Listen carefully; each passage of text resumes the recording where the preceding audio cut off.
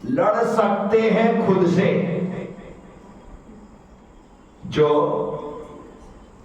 लड़ सकते हैं खुद से, उनसे कौन लड़ पाएगा? उनसे कौन लड़ पाएगा? खुद पर पाले जो विजय, खुद पर पाले जो विजय, उसे जमाना क्या हराएगा? उसे जमाना क्या? जैनत्व की साधना,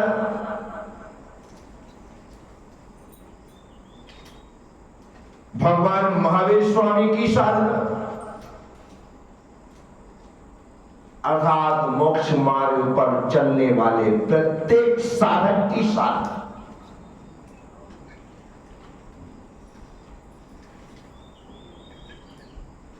स्वयं पर विजय पाने के लिए होती है।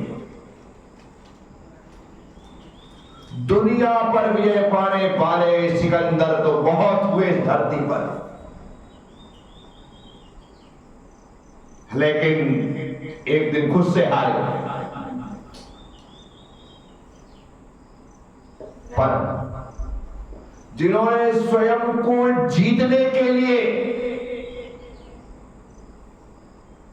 संसार के सारे सुख वैभव को छोड़ दिया, ऐश्वर्य को छोड़ दिया, सारी सुख सुविधाओं को छोड़ दिया,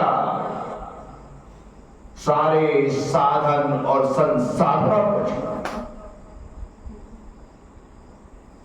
वे खुद से लड़ गए, खुद जीत गए। और जब खुद से लड़कर के खुद जीते, वे वीर नहीं, महावीर। इसलिए वीर होना कोई बहुत बड़ी बात नहीं है, क्योंकि वीर तो वे होते हैं जो दुनिया को हराते हैं, लेकिन महावीर वे होते हैं जो स्वयं को हरा करके स्वयं जीत जाते हैं। बाहर जो शत्रु है ना, वे समय पा करके मित्र बनाए जा सकते हैं। क्यों? क्योंकि पहले वो मित्र थे, बाद में हमारी विचारधाराओं में परिवर्तन आया, हमारे विचारों ने मेल नहीं खाया, हमारे आपस में तनातनी हो गई किसी बात को लेकर के, तो हमारे मित्र ही शत्रु बने। इसलिए जो शत्रु है वो मित्र बन सकते हैं, लेकिन जो भीतर के शत्रु है ना, वे जन्म से नहीं जन्मों से शत्रु हैं, और वे हमेशा शत्रु ही रहेंगे। इसलिए जो जन्मों से अनादि से इस जीव के शत्रु हैं, उन्हें ही हराना है, और जो उन्हें हरा देता है वो महावीर हो जाता है। जो लड़ सकते हैं खुद से, जो लड़ सकते हैं खुद से, उनसे कौन लड़ पाए? किसी की सामर्थ्य है क्या? कितने उपसर्ग हुए उन पर जो स्वयं से लड़ रहे हैं।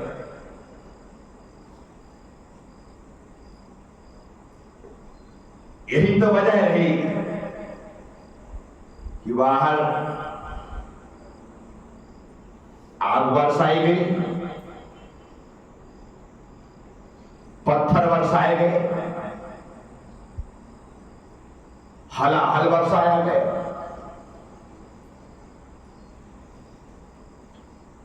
जो कर सकते थे दुश्मनों ने वह किया, लेकिन जिस पर किया जा रहा था वो उसे दुश्मन नहीं मान रहा था। यही तो वजह रही भगवान पार्श्वनाथ पर इस कमठ ने उपसर्ग किया। कमठ के लिए पार्श्वनाथ शत्रु थे, लेकिन पार्श्वनाथ के लिए कमठ शत्रु नहीं था। यही तो वजह रही कि उपसर्ग समाप्त होने पर, भगवान को केवल ज्ञान होने पर कमठ उनके चरणों में दंडवत हो जाता है। मैं कहता है माफ करिए, मैंने आपको शत्रु माना, लेकिन आप रखें, मैं आपकी शरण को स्वीकार कर। तो शत्रु तो हमारे भीतर है, जो अनादि से है और अभी तक है। जो शत्रु है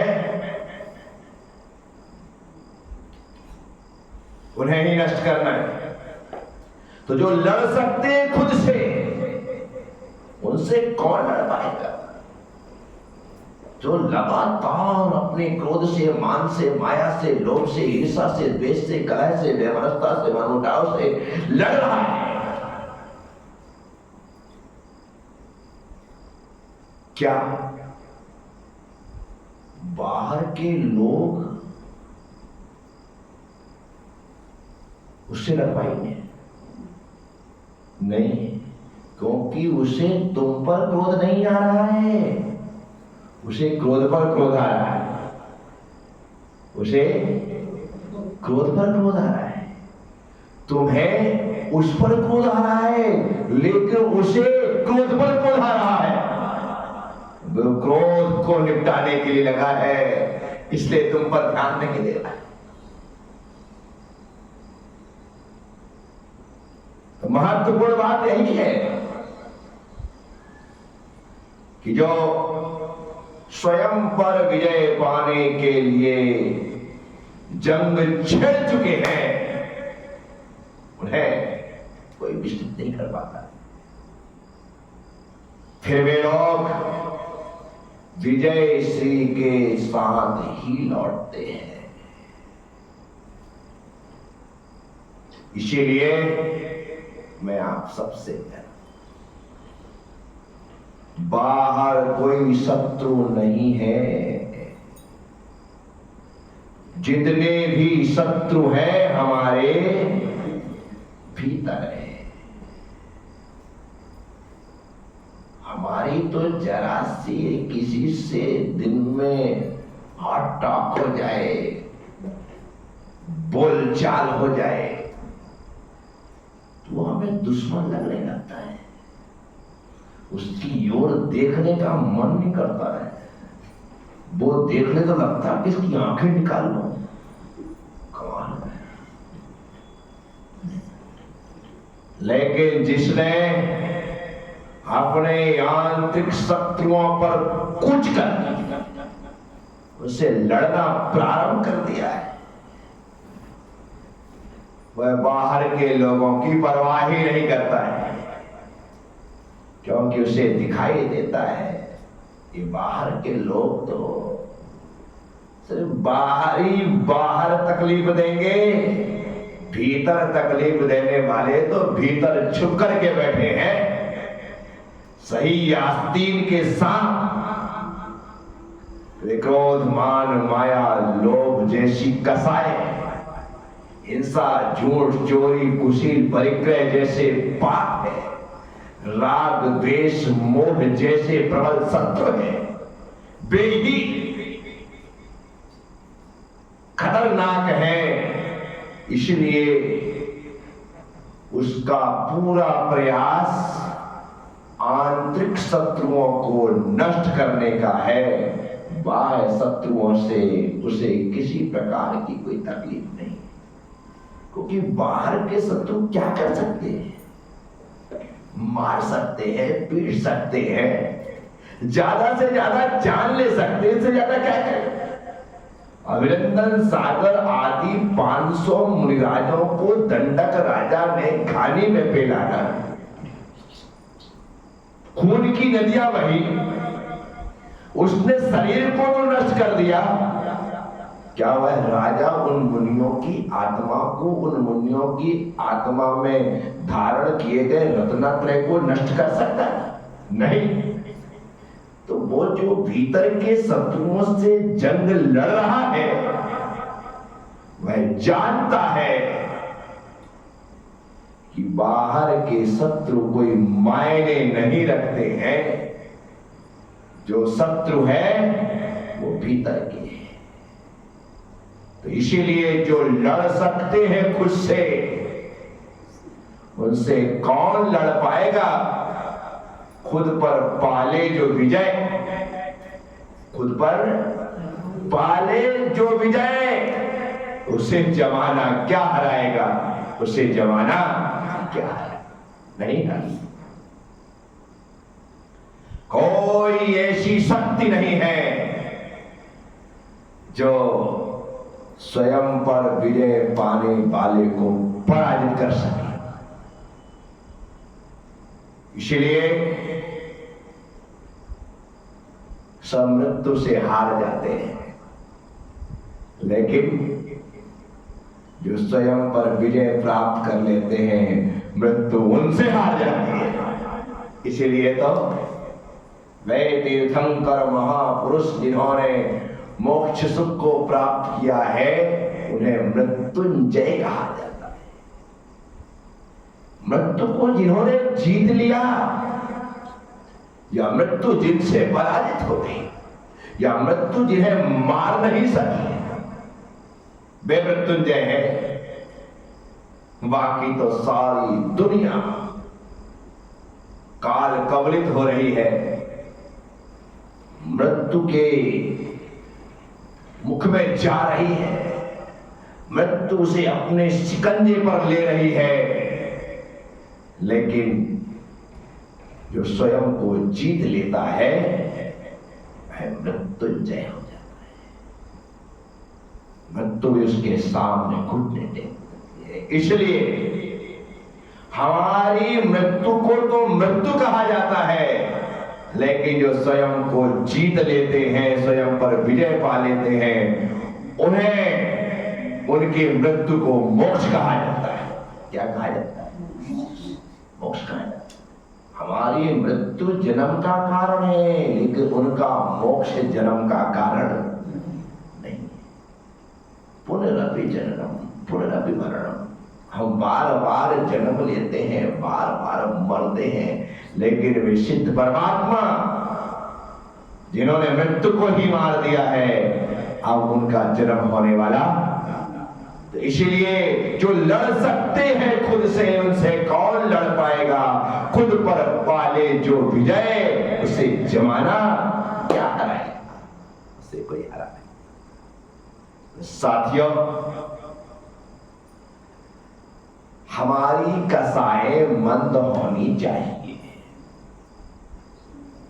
इस जन्म में मंद करो, अगले जन्म में अंत करो।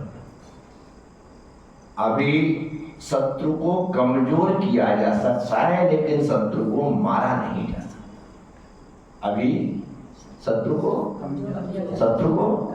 कमजोर किया जा सकता है, लेकिन मारा नहीं जा सकता, क्योंकि हमारे पास शुक्ल ध्यान के हथियार नहीं है।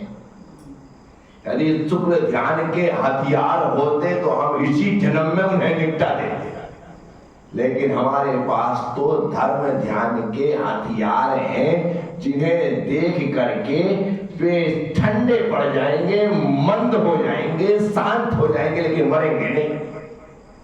तो इस जन्म में उन्हें कमजोर करो, उनकी शक्ति को कम करो। अगले जन्म में जब हमारे पास शुक्ल ध्यान के उत्तम हथियार होंगे, तो इस जन्म में जो शत्रु कमजोर किया गया है, वो तो हथियार देख करके ही मर जाएगा, कुछ करने की आवश्यकता ही नहीं।